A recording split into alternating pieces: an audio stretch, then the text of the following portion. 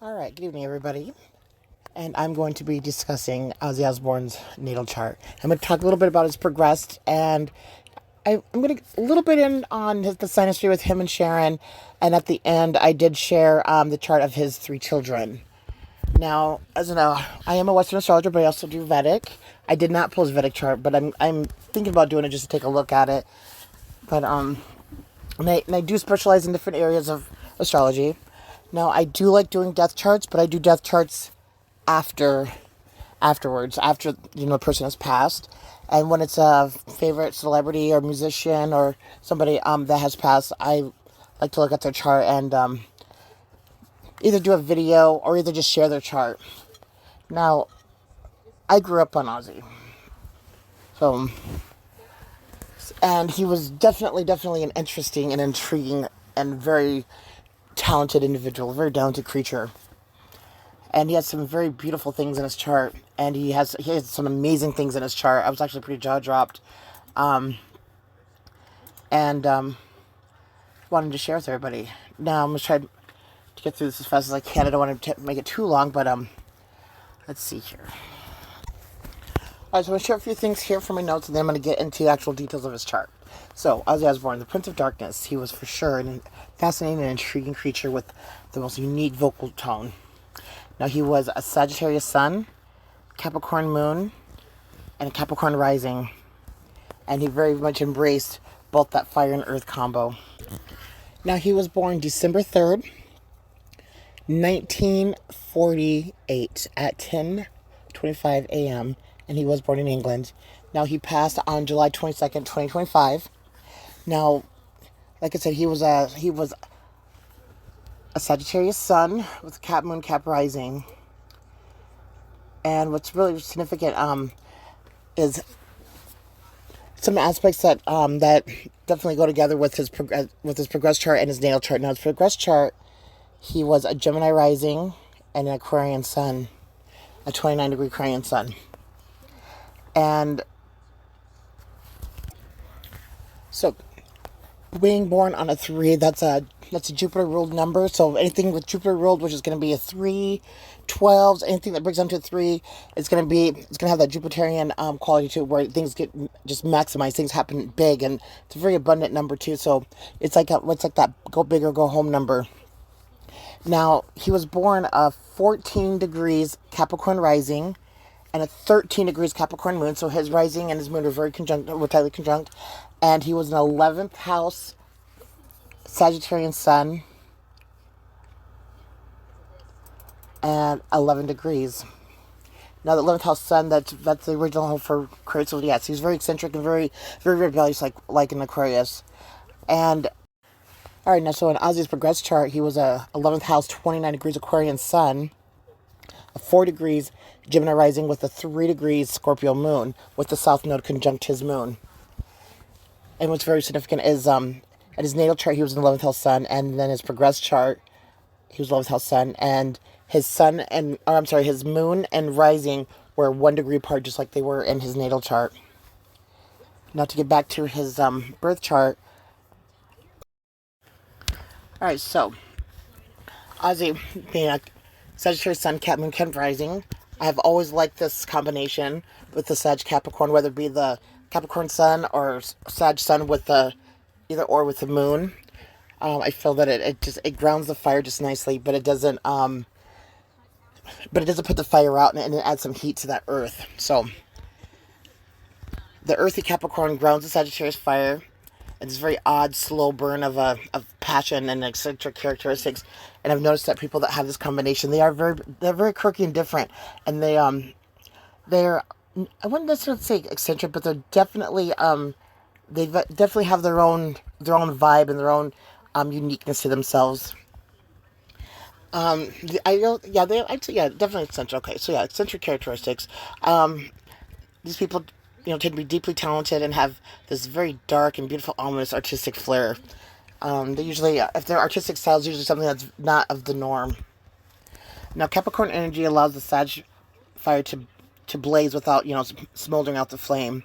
And the Sag fire keeps the Capricorn energy heated and keeps it from going cold. And when directed correctly, these people are pioneers in business and making money. When they are able to use their creative skills, they shine really bright for people to take notice. That Capricorn is that original, 10th house sun, 10th house placement, and that's high noon. That's the public. That's the public area of the chart, and so with that combination, with they really can people can really take a notice to them, and they all have this very beautiful, unique, artistic side.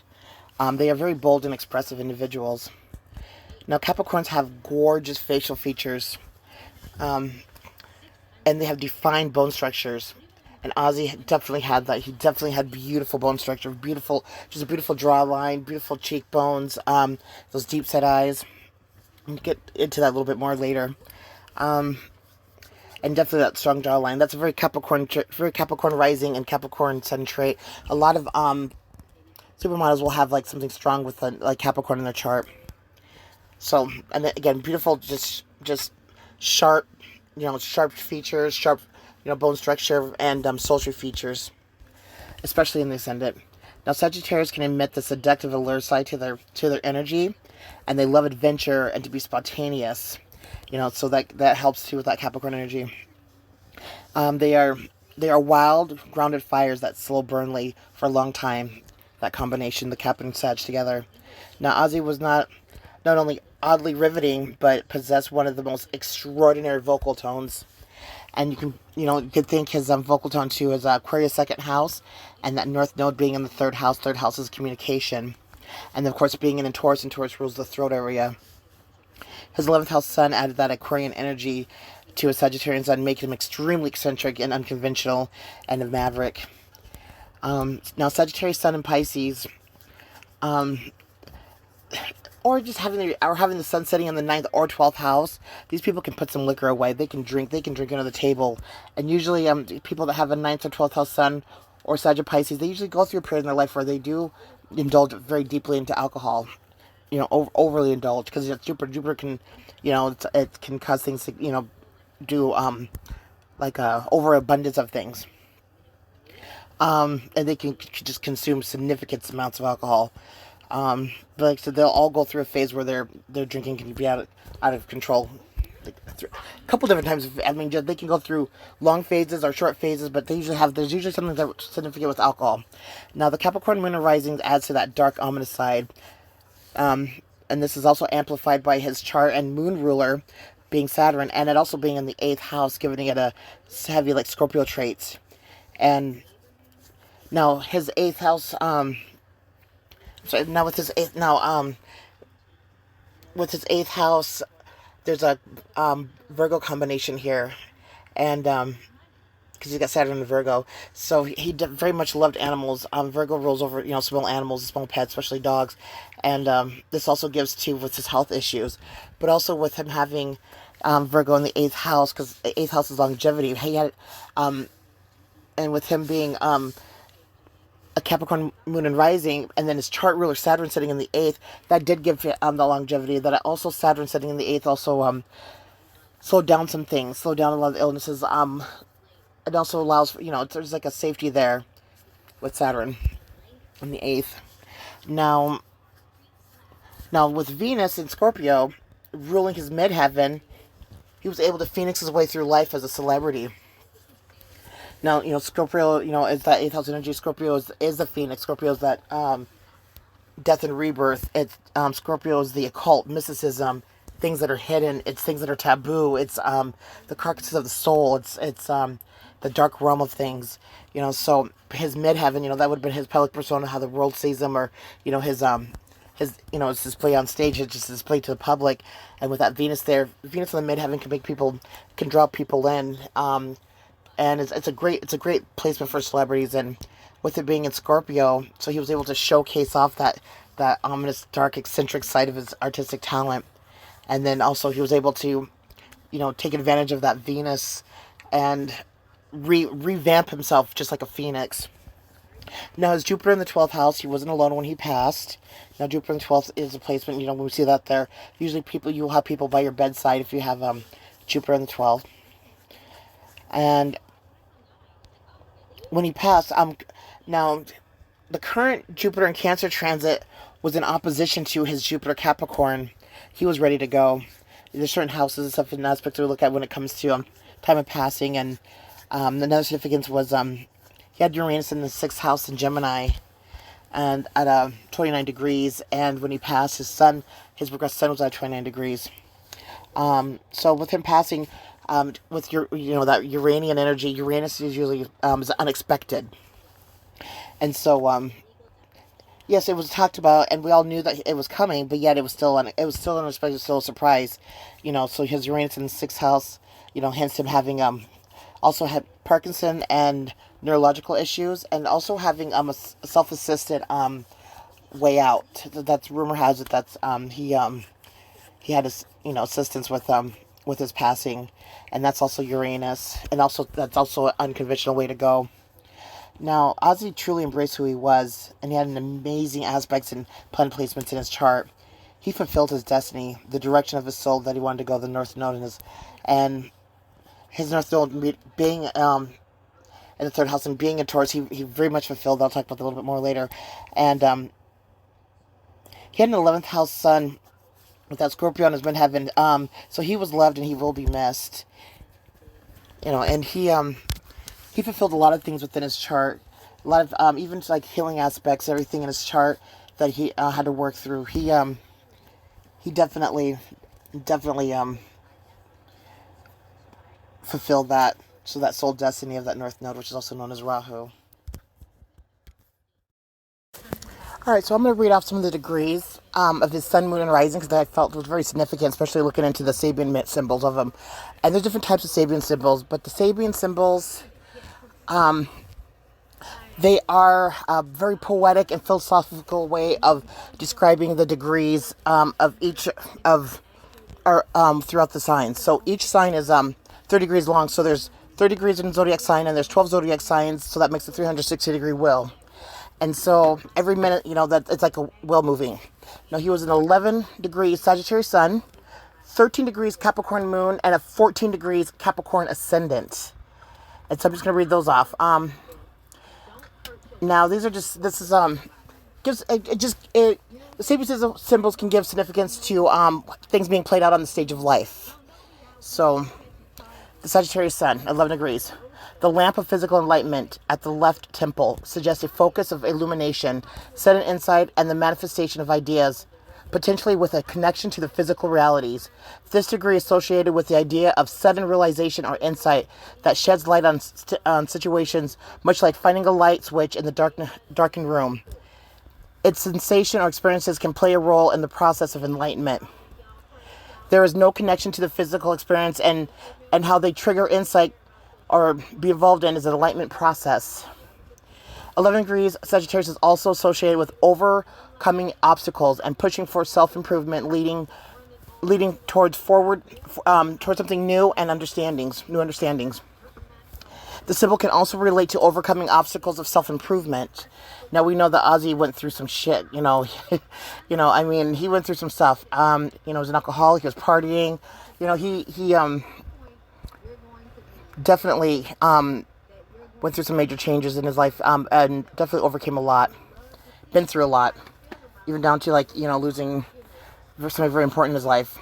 Now, I've always said that Capricorn makes some of the best mediumship. Now, Capricorn is ruled by Saturn, which is the planet of death, and Capricorns can make some of the best mediums, but people that have a lot of Capricorn in the chart can also go through a lot of loss in their life. Same with Scorpio.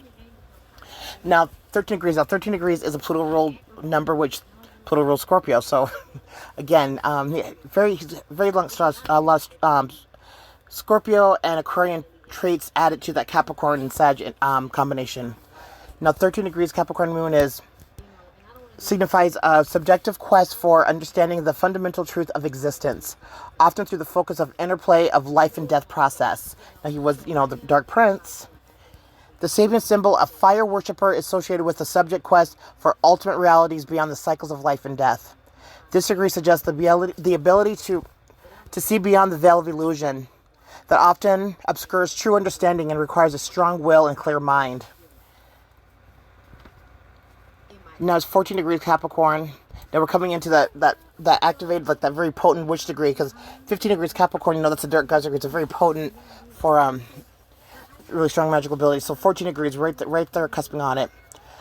So this degree, 14 degrees Capricorn rising, this degree indicates a focus on practical matters and a desire to leave a lasting legacy, which he did, and the capacity to learn from the past. It also highlights the importance of sharing one's wisdom and experience with others, and that he did. Connection to the past endures values and the wisdom of previous generations. A reminder that enduring values and wisdoms are often found in the most ancient and seemingly unyielding forms. Now let's not forget here, for those who don't, well, those who know astrology, and then for those who are learning, Capricorn is the older siblings. Capricorn and Aquarius are considered the older siblings. Capricorn, so they're old. So usually very very old ancient souls, and they're here. You know, they do oversee people, and usually in a family, if they're the youngest in the family, it's a karmic thing. But that's why when they're children, they come in all old and crotchety, and you know, and then they it's like a Benjamin Button. As they get older, they get younger. So back to this.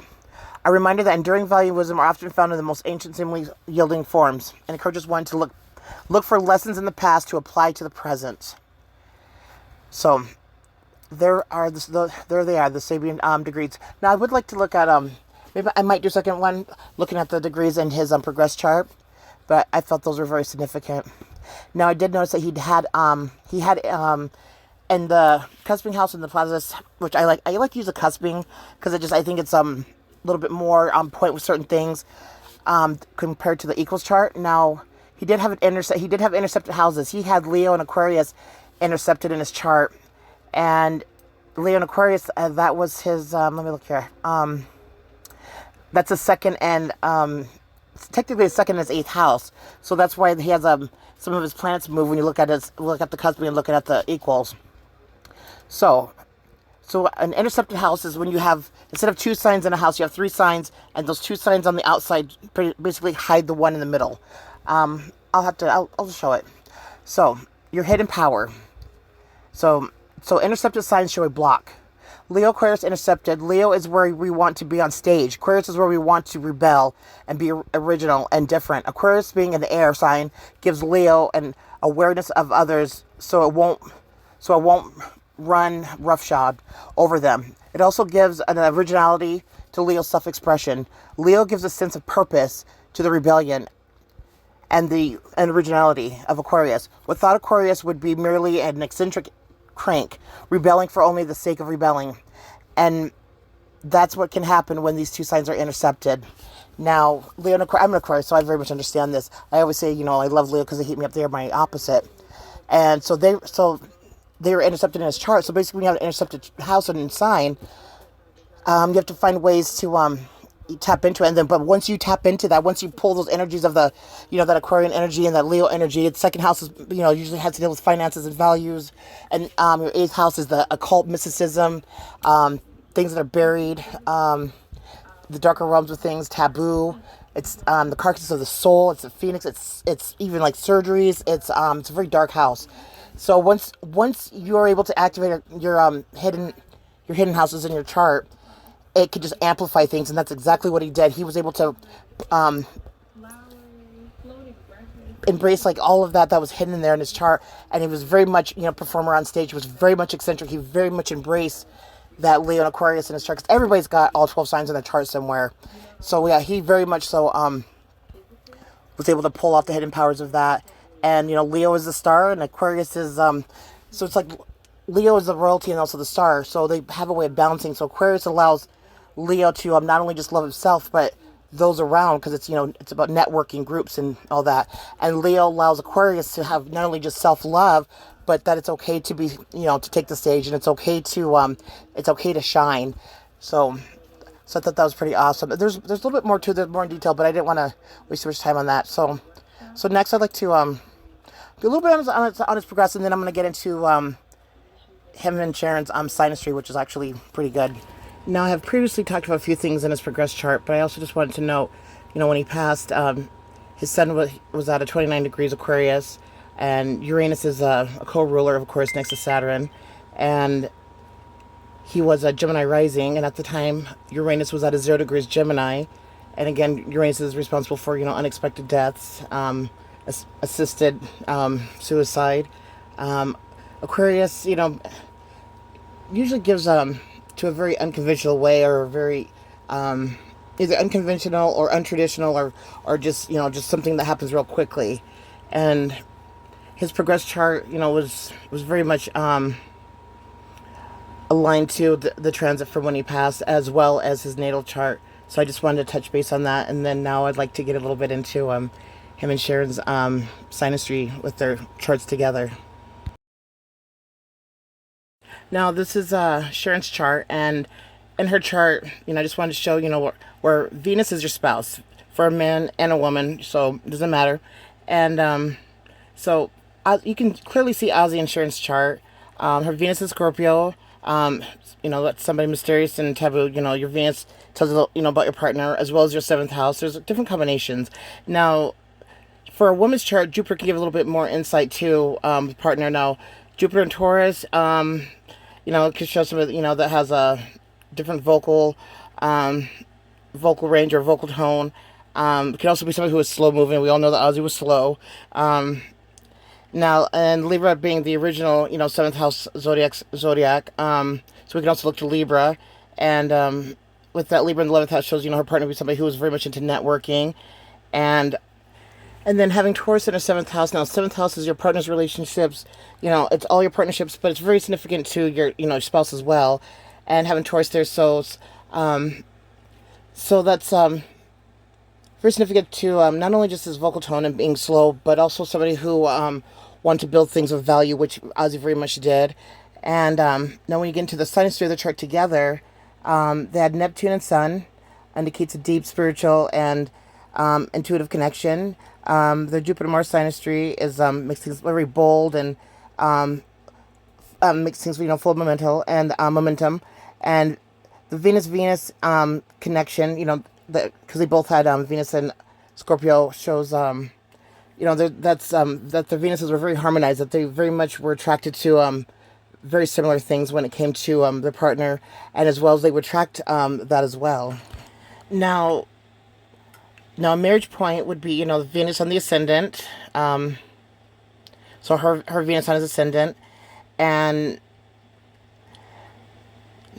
also too, here we got Ozzy's Venus, and South Node, and then with connection to Sharon's Venus, shows like, there's definitely a connection from the past lives. So when you have South Node on Venus, or even South Node on Mercury, Jupiter, Sun, you can meet, like Jupiter, you can meet like a mentor or a father figure, or somebody teaches you that you learn a lot from, an instant chemistry connection. Same with on the Sun, a father figure, or even people that have like strong, significant, like masculine energy, that's that you have a connection with. Mercury could be, siblings that you've had siblings in past lives, or even friends from past lives. Venus, same thing, could be women that you've either dated or married to, or even sisters, some type of feminine, aspect to it, but from past lives, because the South Node is your past life storage, and also from things from your childhood. And then the North Node is, your destiny point. That's the path that the soul wants to go. So with the North Node, with Ozzy's North Node on her 7th, and then with that combination with the South Node Venus, shows that they had a past life history, and it was very destined for them to be together in this life. And it was that's a very strong some strong points in their synastry chart together. And another marriage point that they had in the chart was Jupiter on the descendant. Now descendant, that's everybody else in the world. It's your opposite from your ascendant. And so that Venus Jupiter, just hitting there on the AC and the DC. And the 7th house, which is where the ascendant is, deals with contracts, your partners, your business partners, all different types, relationships. And she was pretty much his business partner. She handled all his contracts and all of that, throughout his career. And then also looking, at his rising. He was a Capricorn rising, and she was a Cancer rising. And Cancer and Capricorn, they're the zodiac opposites. And I've always considered them to be, they're the money making team. That's how I always look at them. And they can be very strong together. And Cancer takes care of the home usually, and then Capricorn's usually one out making money, and Cancer's able to incorporate that in with home life and budgeting and everything. So it's a very strong team. I've always felt that with Cancer and Capricorn. And so in each other's chart, they fell into each other's descendant. They fell into each other's seventh house of relationships and partnerships. So they had like I said, very very significant, very strong synastry with their charts together. And so for the ending of this chart reading, I went ahead and I added all three of the children's charts, Amanda, Kelly's, and Jack's. So just showing here the really strong significance of a Scorpio, and then with them having the eighth house sun. So they had very strong Scorpio children, and that's kind of funny because their Venuses were in Scorpio. So there's the three kids chart if you want to pause and look at them. So yeah, so this was Ozzy's natal chart and progress, as well as the synastry with Sharon, and hope you guys enjoyed. I hope it was educational as well.